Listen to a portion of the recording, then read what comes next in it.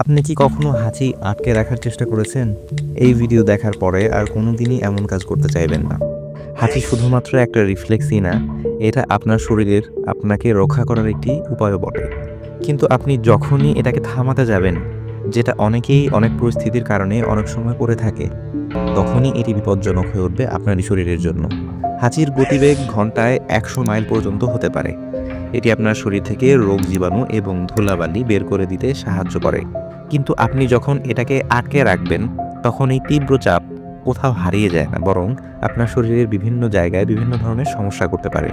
যেমন এটি আপনার চোখের রক্তনালী ছিঁড়ে ফেলতে পারে, আপনার কানের পর্দা ছিঁড়ে ফেলতে পারে, এমনকি আপনার গলা ব্যথাসহ আরও অনেক সমস্যা দেখা দিতে পারে।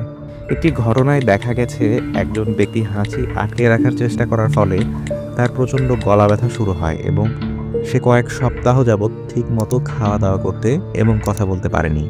তো আপনার কি করা উচিত? জাস্ট হাঁচি দিয়ে দিন, এটাকে বের হতে দিন। ভদ্রতার জন্য আপনার মুখ টিস্যু অথবা কনুই দিয়ে ঢেকে রাখতে পারেন, কিন্তু কখনো এই চাপকে ভেতরে আটকে রাখার চেষ্টা ভুলেও করবেন না।